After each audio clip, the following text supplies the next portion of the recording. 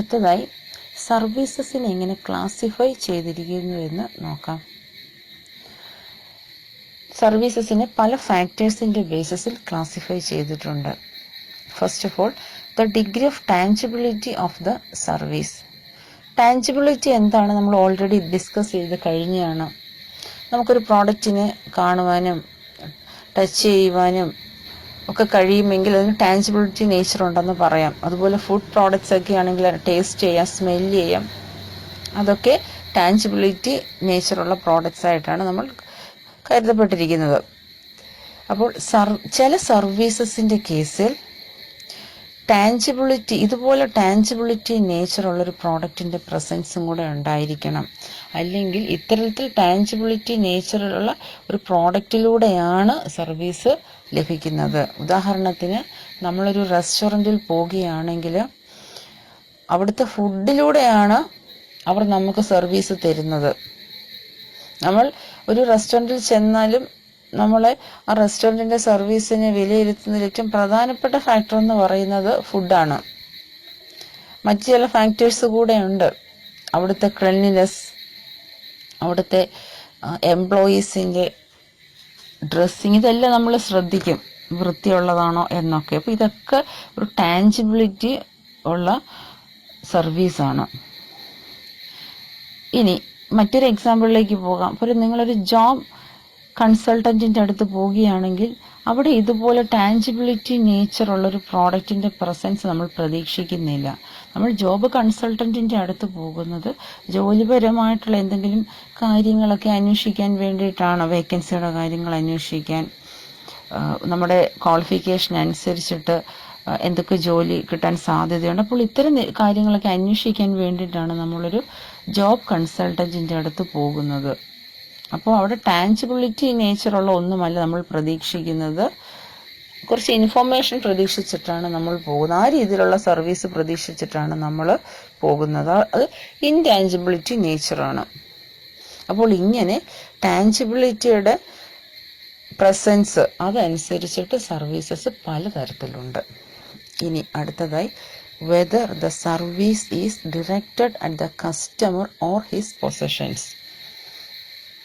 Service നേരിട്ട് കസ്റ്റമറിന് നൽകുകയാണോ അതോ കസ്റ്റമറിൻ്റെ ഏതെങ്കിലും പൊസഷൻസ്, കസ്റ്റമറിൻ്റെ പൊസഷൻസ് എന്ന് ഉദ്ദേശിക്കുന്നത് കസ്റ്റമർ കൈവശം വെച്ചിരിക്കുന്ന ഏതെങ്കിലും ഒരു പ്രോഡക്ട്സ്, കസ്റ്റമർ ഉപയോഗിക്കുന്ന ഏതെങ്കിലും പ്രോഡക്ട്സ്, അതിനാണോ സർവീസ് ലഭിക്കുന്നത്? ഇതിൻ്റെ അടിസ്ഥാനത്തിലും സർവീസസിനെ ക്ലാസിഫൈ ചെയ്യാം. മനസ്സിലായോ? Whether the service is directed at the customer or his possessions എന്ന് പറഞ്ഞാൽ നേരിട്ട് കസ്റ്റമറിനാണോ സർവീസ് ലഭിക്കുന്നത്. ഉദാഹരണത്തിന് ഒരു ഹെയർ കട്ടിംഗ് സലൂൺ, കസ്റ്റമർ അവിടെ നേരിട്ട് ചെന്നെങ്കിൽ മാത്രമേ സർവീസ് പ്രൊവൈഡർക്ക് മുടി വെട്ടി കൊടുക്കാനായിട്ട് സാധിക്കുകയുള്ളൂ. അപ്പോൾ അവിടെ കസ്റ്റമറിന് നേരിട്ടാണ് സർവീസ് പ്രൊവൈഡ് ചെയ്യുന്നത്. പക്ഷേ കസ്റ്റമറിൻ്റെ കയ്യിലുള്ള ഏതെങ്കിലും ഒരു പ്രോഡക്ട്സ്, വാഹനങ്ങൾക്കോ അതല്ലെങ്കിൽ വീട്ടിലിരിക്കുന്ന ടിവിക്കോ ഫ്രിഡ്ജിനോ എയർ കണ്ടീഷനോ മൊബൈൽ ഫോണിലോ കൈവശം വെച്ചിരിക്കുന്ന മൊബൈൽ ഫോണിലോ ഒക്കെയാണ് സർവീസ് പ്രൊവൈഡ് ചെയ്യുന്നതെങ്കിൽ അത് ആ കസ്റ്റമറിൻ്റെ പൊസഷൻസിന് കൊടുക്കുന്ന സർവീസ് എന്ന് പറയും. അപ്പോൾ ആ രീതിയിലും സർവീസിനെ ക്ലാസിഫൈ ചെയ്യാം. അടുത്തതായി, the time and place of service deliver. Service delivery ചെയ്യുന്ന സമയവും അതുപോലെ സ്ഥലവും അതിൻ്റെ ബേസിസിൽ സർവീസസിനെ ക്ലാസിഫൈ ചെയ്യാം. ചില സർവീസസിൻ്റെ കേസിൽ ഒന്നുകിൽ സർവീസ് പ്രൊവൈഡറുടെ ലൊക്കേഷനിലേക്ക് നമ്മൾ പോകേണ്ടതായിട്ട് വരും, അവരുടെ ഓഫീസിലേക്ക് നമ്മൾ പോകേണ്ടതായിട്ട് വരും. അല്ലെങ്കിൽ കസ്റ്റമറിൻ്റെ ലൊക്കേഷനിലേക്ക് സർവീസ് പ്രൊവൈഡർക്കും വരേണ്ടതായിട്ട് വരും. ചില കേസസിൽ അങ്ങനെയില്ല, ഇൻ്റർനെറ്റിലൂടെയൊക്കെ തന്നെയും സർവീസ് ലഭ്യമാകും. സർവീസ് പ്രൊവൈഡറിൻ്റെ ഓഫീസിലേക്കും പോകണമെന്നില്ല, കസ്റ്റമറിൻ്റെ ലൊക്കേഷനിലേക്ക് സർവീസ് പ്രൊവൈഡർക്കും വരണമെന്നില്ല. എക്സാമ്പിൾ പറയുകയാണെങ്കിൽ, ഇപ്പോൾ ഒരു കൃഷിയിടത്ത് ഒരു പെസ്റ്റ് കൺട്രോള് അതിന് വേണ്ടിയിട്ട് ഒരു സർവീസ് പ്രൊവൈഡർ ഉണ്ടെന്ന് വിചാരിക്കുക. പെസ്റ്റ് കൺട്രോൾ എന്ന് വെച്ചാൽ കൃഷിയിടങ്ങളിലൊക്കെ കീടനാശിനി തളിച്ച് കൊടുക്കുന്ന ചില ആൾക്കാർ, അതിന് വേണ്ടിയിട്ടുള്ള ബിസിനസ് ചെയ്യുന്ന ആൾക്കാരുണ്ട്. അപ്പോൾ അവരെ സംബന്ധിച്ച് അവർ നേരിട്ട് ആ കൃഷിയിടത്തിൽ വന്നേ മതിയാകൂ. അങ്ങനെയാണ് അവർ ആ പെസ്റ്റ് കൺട്രോൾ ചെയ്യുന്നത്. പക്ഷെ ഒരു സോഫ്റ്റ്വെയർ സർവീസിന്റെ കേസിലാണെങ്കിൽ അങ്ങോട്ടേക്ക് പോകണമെന്നില്ല. ഇന്റർനെറ്റിലൂടെ തന്നെയും ആ സർവീസ് കസ്റ്റമറിന് ലഭ്യമാകും. അടുത്തതായി level of customization. Level of customization എന്ന് പറഞ്ഞാൽ ഓരോ കസ്റ്റമറിനും ഇഷ്ടപ്പെട്ട രീതിയിൽ സർവീസ് കൊടുക്കണമോ വേണ്ടായോ. ഒരു എക്സാമ്പിൾ പറയുകയാണെങ്കിൽ, ഒരു കസ്റ്റമറിനൊരു ബർത്ത്ഡേ പാർട്ടി കണ്ടക്ട് ചെയ്യണമെന്ന് വിചാരിക്കുക.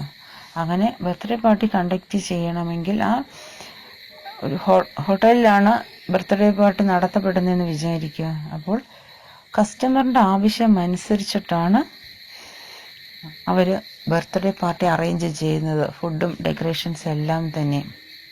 പക്ഷേ ഒരു സാധാരണ ഒരു സൗത്ത് ഇന്ത്യൻ റെസ്റ്റോറൻറ്റിൽ ഒരു ഉച്ച സമയത്ത് ചെന്ന് ഒരു മീൽസിന് ഓർഡർ ചെയ്ത് കഴിഞ്ഞാൽ അവിടെ കസ്റ്റമൈസേഷൻ ഇല്ല. ആ മീലിനകത്ത് എന്തെല്ലാം ഫുഡ് ഐറ്റംസ് ഉണ്ടോ അതെല്ലാം എന്താണ് കസ്റ്റമറിന് ആ സമയത്ത് നൽകും. അപ്പോൾ അതാണ് ലെവൽ ഓഫ് കസ്റ്റമൈസേഷൻ. അടുത്തതായി formal or informal relationship with customers. Formal or informal relationship with customers എന്ന് പറഞ്ഞാൽ, ചില സ്ഥലങ്ങളിൽ നിന്ന് സർവീസ് ലഭ്യമാകണമെന്നുണ്ടെങ്കിൽ വളരെ ഫോർമലായിട്ടുള്ളൊരു പ്രൊസീജിയറിലൂടെ കടന്നുപോയേ പറ്റത്തുള്ളൂ. ഉദാഹരണത്തിന് ഒരു ക്ലബിൽ ഒരു മെമ്പർഷിപ്പ് ഉണ്ടെങ്കിൽ മാത്രമേ ആ ക്ലബിൽ എന്തെങ്കിലും ഒരു പ്രോഗ്രാമിന് ചെല്ലാൻ പറ്റുകയുള്ളൂ, അതിനകത്തേക്ക് കയറാൻ പറ്റുകയുള്ളൂ. അത് ഫോർമൽ റിലേഷൻഷിപ്പ് വിത്ത് കസ്റ്റമേഴ്സിന് ഒരു എക്സാമ്പിളാണ്. ഇൻഫോർമൽ റിലേഷൻഷിപ്പ് വിത്ത് കസ്റ്റമേഴ്സിൻ്റെ എക്സാമ്പിൾ എന്ന് പറഞ്ഞാൽ, നിങ്ങളൊരു സിനിമാ തിയേറ്ററിൽ സിനിമ കാണാൻ പോവുകയാണ്. അവിടെ നിങ്ങൾക്ക് ആ സിനിമാ തിയേറ്ററിൻ്റെ മെമ്പർഷിപ്പ് ഒന്നും വേണ്ട, ഒരു ടിക്കറ്റ് എടുത്തു കഴിഞ്ഞാൽ കയറാനായിട്ട് സാധിക്കും. അതുപോലെ ടെലിഫോൺ കണക്ഷനും അതുപോലെ ഇലക്ട്രിസിറ്റി സപ്ലൈക്കും ഒക്കെയും എന്താണ് ഫോർമലായിട്ടുള്ള ചില പ്രൊസീജിയറിലൂടെ പോയേ മതിയാകും. ഇനി അടുത്തതായി extent to which demand and supply fluctuate. ഏത് രീതിയിൽ ഡിമാൻഡും സപ്ലൈയും ഫ്ലക്ച്വേറ്റ് ചെയ്യുന്നു, ഡിമാൻഡിലും സപ്ലൈയിലും എങ്ങനെയൊക്കെ വേരിയേഷൻ വരുന്നു, അതിൻ്റെ അടിസ്ഥാനത്തിൽ സർവീസസ് പല രീതിയിലുണ്ട്. ഇപ്പോൾ ഉദാഹരണത്തിന് ഒരു ടൗൺ റെസ്റ്റോറൻറ്റിൽ ഏകദേശം ഡിമാൻഡ് എപ്പോഴും സ്റ്റഡി ആയിരിക്കും, ഒരുപോലെ ആയിരിക്കും. അവിടെ വന്ന് ഫുഡ് കഴിക്കുന്നവരുടെ എണ്ണമൊക്കെ ഏകദേശം എന്നും ഒരുപോലെയൊക്കെ തന്നെ ആയിരിക്കും. പക്ഷേ ഒരു ടൂറിസ്റ്റ് പ്ലേസിൽ അങ്ങനെയല്ല. അവിടെ വരുന്നവരുടെ എണ്ണവും അവിടെ ഫുഡ് കഴിക്കാൻ ഒരു ഹോട്ടൽ ഫുഡ് കഴിക്കാൻ വരുന്നവരുടെ എണ്ണമൊക്കെയും എന്താണ് വേരി ചെയ്യും, വ്യത്യാസം വരും. സീസൺ അനുസരിച്ചിട്ടായിരിക്കും. അവർക്ക് അങ്ങനെ കൃത്യമായിട്ട് എണ്ണി തിട്ടപ്പെടുത്താനോ അങ്ങനെയൊന്നും പറ്റത്തില്ല. ചില സമയങ്ങളിൽ കൂടുതലായിരിക്കും, ചിലപ്പോൾ കുറവായിരിക്കും. അപ്പോൾ ഇതാണ് extent to which demand and supply fluctuate. അടുത്തതായി ഇൻട്രാക്ഷൻ വിത്ത് പീപ്പിൾ. ആൾക്കാരുമായിട്ടുള്ള ഇൻട്രാക്ഷൻ്റെ ബേസിസിൽ സർവീസസ് പല രീതിയിലുണ്ട്. ഇപ്പോൾ ഉദാഹരണത്തിന് ഒന്ന് ഫോൺ, ചില ബാങ്കുകളിലേക്ക്, ചില പ്രൈവറ്റ് സെക്ടർ ബാങ്കിലേക്ക്, ചില നല്ല മോഡേണൈസ്ഡ് ആയിട്ടുള്ള ചില പബ്ലിക് സെക്ടർ ബാങ്കിലേക്കൊക്കെ ഫോൺ ചെയ്യുകയാണെങ്കിൽ ചില സർവീസുകളിലൊക്കെ കിട്ടും. ഉദാഹരണത്തിന് ഒരു പുതിയ ചെക്ക് ബുക്ക് വേണോ, ബാങ്കിലോട്ടൊന്ന് ഫോൺ ചെയ്താൽ ചിലപ്പോൾ എത്തിച്ചേക്കാം. അപ്പോൾ അവിടെയൊന്നും നമ്മൾ ചെല്ലണമെന്നില്ല, കസ്റ്റമറിൻ്റെ ഇൻട്രാക്ഷൻ വേണമെന്നില്ല, കസ്റ്റമറിൻ്റെ നേരിട്ടുള്ള പ്രസൻസ് വേണമെന്നില്ല. പക്ഷേ നിങ്ങളൊരു ഫ്ലൈറ്റിൽ ട്രാവൽ ചെയ്യുകയോ അല്ലെങ്കിൽ നിങ്ങൾ പുറത്ത് ആഴ്ചയിൽ ഒരിക്കലെങ്കിലും നിങ്ങൾ പുറത്ത് ആഹാരം കഴിക്കാൻ പോവുകയാണെങ്കിൽ നിങ്ങൾ അവിടെ പുറത്തേക്ക് പോകാൻ വേണ്ടിയിട്ട് തന്നെയാണ്, പുറത്ത് എല്ലാവരും കൂടെ ഒരുമിച്ചിരുന്ന് ആഹാരം കഴിക്കാൻ വേണ്ടിയിട്ടാണ് പോകുന്നത്. അപ്പോൾ ആ അവസരത്തിലൊക്കെ എന്താണ്, ആ കസ്റ്റമർ പ്രൊവൈഡർക്ക് ആൾക്കാരുമായിട്ടുള്ള ഇൻട്രാക്ഷൻ കൂടുതലാണ്. അപ്പോൾ ഇത്രയുമാണ് ടൈപ്സ് ഓഫ് സർവീസസ്, അല്ലെങ്കിൽ ഈ ഫാക്ടേഴ്സിൻ്റെ ബേസിസിലാണ് സർവീസസിനെ ക്ലാസിഫൈ ചെയ്തിരിക്കുന്നത്. നമ്മൾ ഇത്രയും നേരം ഡിസ്കസ് ചെയ്തത് സർവീസസിനെ കുറിച്ചാണ്.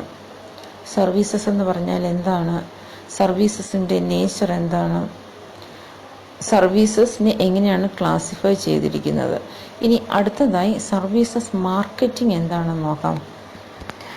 Services marketing is the process of application of marketing principles in the services sector. നമ്മൾ പ്രോഡക്റ്റിൻ്റെ കേസിൽ അപ്ലൈ ചെയ്യേണ്ടുന്ന മാർക്കറ്റിംഗ് പ്രിൻസിപ്പിൾസിനെ കുറിച്ച് പഠിച്ചിട്ടുണ്ട്.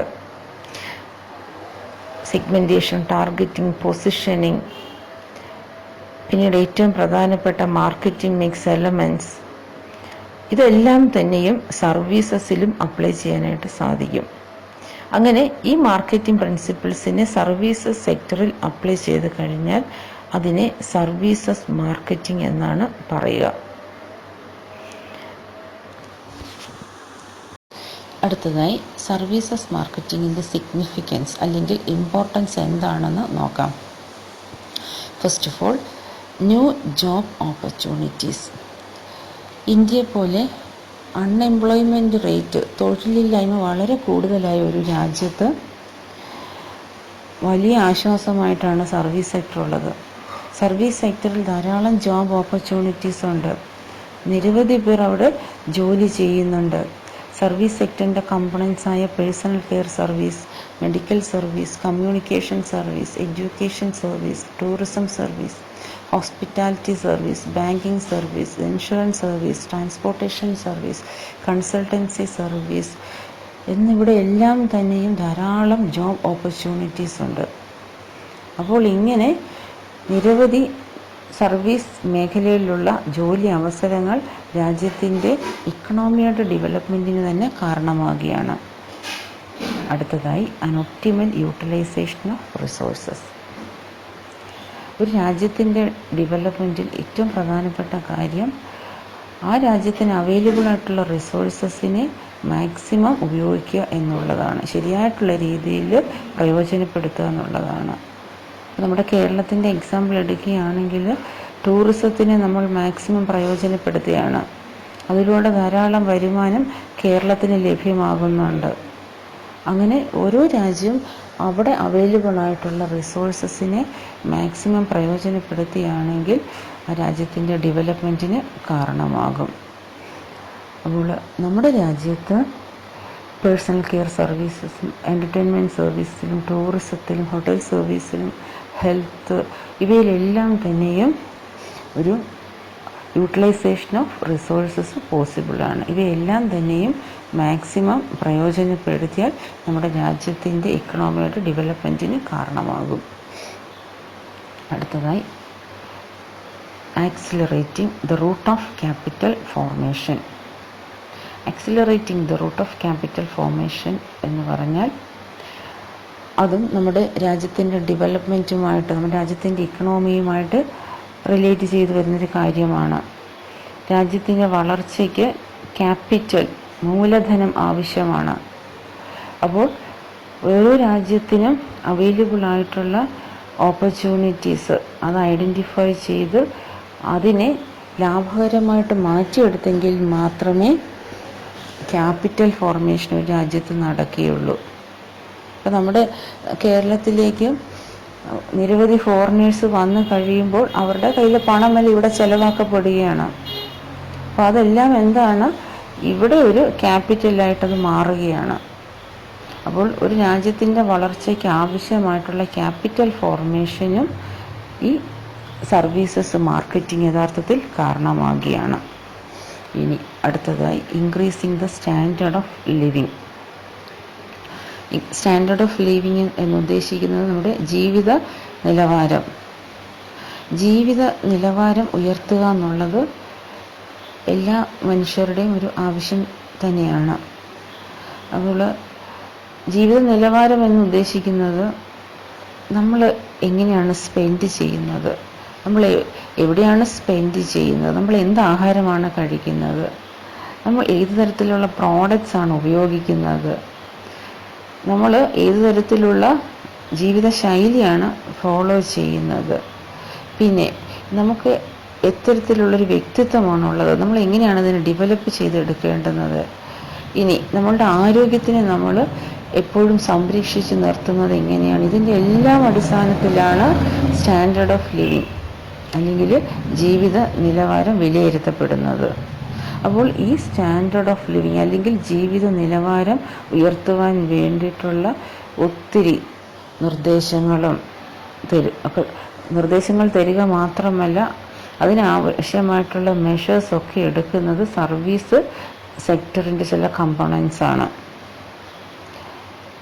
ഇവരാണ് യഥാർത്ഥത്തിൽ ഇവർ തരുന്ന നിർദ്ദേശങ്ങളിലൂടെയാണ് നമ്മൾ എങ്ങനെ സ്പെൻഡ് ചെയ്യണം, എവിടെയാണ് സ്പെൻഡ് ചെയ്യേണ്ടത്, എന്താണ് കഴിക്കേണ്ടുന്നത്, എത്രയാണ് കഴിക്കേണ്ടുന്നത്, ഏതൊക്കെ പ്രോഡക്റ്റ്സ് വാങ്ങിക്കണം, നമ്മളുടെ വ്യക്തിത്വം എങ്ങനെ ഡെവലപ്പ് ചെയ്യണം, നമ്മുടെ ആരോഗ്യത്തിന് എങ്ങനെ സംരക്ഷിക്കപ്പെടണം, ഇതെല്ലാം സർവീസസ് സെക്ടറിനകത്ത് ഉൾപ്പെടുന്ന ഈ മേഖലകളിൽപ്പെട്ടവർ നമ്മളോട് പറഞ്ഞു തരുന്നു. ഉദാഹരണത്തിന് നമ്മൾ എങ്ങനെ സ്പെൻഡ് ചെയ്യണമെന്ന് ബാങ്കിങ് മേഖലയിൽ അല്ലെങ്കിൽ മ്യൂച്വൽ ഫണ്ടിനകത്ത് ഇൻവോൾവ് ആയിട്ടിരിക്കുന്ന കമ്പനികൾ നമ്മളോട് പറയുന്നു. നമ്മൾ ഏത് രീതിയിലുള്ള ആഹാരമാണ് കഴിക്കേണ്ടതെന്ന് പേഴ്സണൽ കെയർ സർവീസിനകത്ത് അല്ലെങ്കിൽ ഹെൽത്ത് കെയർ വിഭാഗത്തിൽ ആ സർവീസ് സെക്ടറിനകത്ത് ഉൾപ്പെടുന്ന നമ്മളോട് പറഞ്ഞു തരുന്നു. ഇനി വ്യക്തിത്വ വികസനത്തിനാണെങ്കിൽ ധാരാളം ക്ലാസ്സുകളൊക്കെ നടത്തുന്നുണ്ട്. അതൊക്കെ സർവീസ് സെക്ടറിൻ്റെ ഭാഗമായിട്ടുള്ളവരാണ്.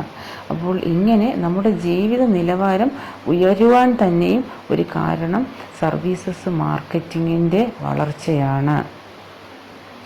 ഇനി അടുത്തതായി എൻവയോൺമെൻറ്റ് ഫ്രണ്ട്ലി ടെക്നോളജി. മുൻപ് കാലങ്ങളിൽ ഏതെങ്കിലും ഒരു രീതിയിൽ സർവീസസ് അല്ലെങ്കിൽ സർവീസസ് മാർക്കറ്റിങ് നൽകിയിരുന്നു. പക്ഷെ ഇപ്പോൾ അങ്ങനെയല്ല. സർവീസസ് മാർക്കറ്റിങ്ങിന് ഉപയോഗിക്കുന്ന ടെക്നോളജിയിൽ കൂടുതലും എൻവയോൺമെൻറ്റ് ഫ്രണ്ട്ലി ആയിട്ടുള്ളവയാണ്. എൻവയോൺമെൻറ്റിന് ദോഷകരമാകാത്ത രീതിയിൽ എല്ലാ കാര്യങ്ങളും നമ്മുടെ ജീവിത നിലവാരം ഉയർത്തണം എന്നൊക്കെ അനുശാസിക്കുന്നതാണ് ഇപ്പോഴത്തെ സർവീസസ് മാർക്കറ്റിംഗ് രീതി എന്ന് പറയുന്നത്. ഓരോ സർവീസസ് മാർക്കറ്റിങ്ങിനാണെങ്കിലും സർവീസസ് പ്രൊവൈഡ് ചെയ്യുന്നതിനാണെങ്കിലും ഉപയോഗിക്കുന്ന ടെക്നോളജിയും എൻവയോൺമെൻറ്റിന് ദോഷകരമാകാത്തതാണ്. പുതിയ കാര്യങ്ങൾ കണ്ടുപിടിക്കുന്നുണ്ടെങ്കിൽ തന്നെയും അത് എത്രത്തോളം എൻവയോൺമെൻറ്റിന് ദോഷകരമാകുന്നു എന്നതിനെക്കുറിച്ചും കൂടെ ചിന്തിക്കുന്നതാണ് ഇപ്പോഴത്തെ സർവീസസ് മാർക്കറ്റേഴ്സ്. ഉദാഹരണത്തിനൊരു മൊബൈൽ ഫോൺ ടെക്നോളജി നല്ലതാണെങ്കിലും പുതിയ ടവറുകൾ വരുന്നത് എൻവയോൺമെൻറ്റിന് ദോഷകരമാണ് എന്നുള്ള രീതിയിലും ഒരു അവബോധം അതിനകത്ത് ഇൻവോൾവ് ആയിട്ടുള്ള സർവീസ് മാർക്കറ്റേഴ്സിനുണ്ട്. അപ്പോൾ അത്തരത്തിൽ എൻവയോൺമെൻറ്റ് ഫ്രണ്ട്ലി ആയിട്ടുള്ള ടെക്നോളജി ഉപയോഗിക്കുന്നതിലൂടെ സർവീസസ് മാർക്കറ്റിങ്ങിൻ്റെ ഇമ്പോർട്ടൻസ് ഇപ്പോൾ വർദ്ധിച്ചിട്ടുണ്ട്. അപ്പോൾ ഇവയൊക്കെയാണ് സർവീസ് മാർക്കറ്റിങ്ങിൻ്റെ സിഗ്നിഫിക്കൻസ്. നമുക്കൊന്നുകൂടെ നോക്കാം. New job opportunities. സർവീസസ് മേഖലയിൽ ധാരാളം പുതിയ ജോലി അവസരങ്ങൾ ഉയർന്നു വരുന്നു. ഒരു രാജ്യത്തിൻ്റെ വളർച്ചയ്ക്ക് തന്നെ അത് സഹായിക്കുന്നു. അടുത്തതായി an optimal utilization of resources. Services മാർക്കറ്റിങ്ങിലൂടെ ഒരു രാജ്യത്തിൻ്റെ റിസോഴ്സസിനെ തന്നെ മാക്സിമം യൂട്ടിലൈസ് ചെയ്യപ്പെടുകയാണ്.